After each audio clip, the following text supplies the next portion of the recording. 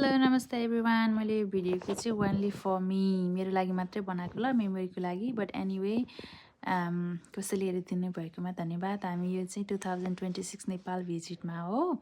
Nepal visit Ghandruk cottage Ghandruk गाउँ गुरुङ कटेजमा हामी गएको थियौँ। त्यसमा चाहिँ हामी फ्यामिली मिलेर अनि हाम्रो यो हिमाल माछापुच्छ्रे हिमाल हो। यो चाहिँ यस्तो फोटो खिचेको, यस्तो तन्केर अनि चिसो चिसो जस्तो, त्यही पनि नक्कल पार्नलाई एउटा स्वेटर र प्यान्ट मात्रै लगाएको। यो चाहिँ घान्द्रुकको माथि डाँडाबाट यो देखिन्छ प्लस हिमाल। योभन्दा पारि पनि जान मिल्ने रहेछ, तर हामी चाहिँ लास्ट घान्द्रुक कटेसम्म मात्रै गयौँ।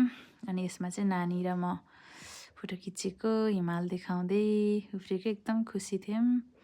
अनि यो उताबाट गएर हेरेको त्यो नट ओन्ली माछापुच्छ्रे, यो पहाडहरूमा पनि कस्तो धेरै हिउँ पर्ने रहेछ होइन। अनि पहाडमा पनि हामीले हेरेको थियौँ। यो चाहिँ मम्मी, म, नानी, हामी सबै धेरैजना गएको थियौँ, तर यतिको मात्रै भिडियो क्याच भयो। अनि यो भिडियो बनाउनुको उद्देश्य चाहिँ एस्लिन ऊ त अब यहाँ बाहिर जन्मेको हो नि त, so she can see the video later in her life and then I have visited Nepal too भनेर याद होस् भन्नको लागि मैले चाहिँ उसको सबै इच एन्ड एभ्रिथिङ क्याप्चर गरेको थिएँ। And she was really enjoying too. अनि यो चाहिँ हामी सबैजना, यसमा चाहिँ बुवाले चाहिँ भिडियो खिचिदिनु भएको छ।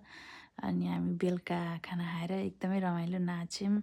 कस्तो चिसो थियो, प्लस पानी पनि परिरहेको थियो, तर स्टिल हामी नाचेर चाहिँ अलरेडी वार्मअप भइरहेको थियो।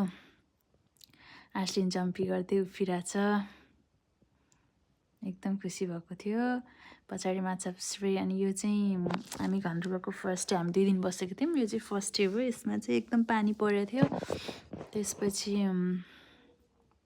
त्यो हिउँमाथि चाहिँ मलाई दौडिन मन लागेर जुत्तामाथि यत्तिकै दौडेको थियौँ, एकदम रमाइलो भयो। अनि त्यसपछि फेरि यो पानी सकेपछि खुल्ला भयो। यसरी परेको थियो हेर्नु न, हिउँ, असिना, पानी। It was so amazing place to be visit.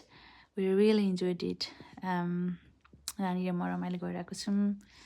यहाँ चाहिँ एकदमै खुसी थियो नानी, एस्लिन पनि। अनि ऊ चाहिँ जहिले पनि जम्पी गर्ने भन्ने, एकदमै चिसो भए पनि ऊ पनि त्यो चिसोलाई नमानिकन एकदम खुसी भइरहेको थियो। अनि यो चाहिँ घान्द्रुक कटेजमा चाहिँ यस्तो गरेर भ्यू निकालौँ भनेर फोटो खिचेको, भिडियो खिचेको, नट फोटो अनफर्चुनेटली।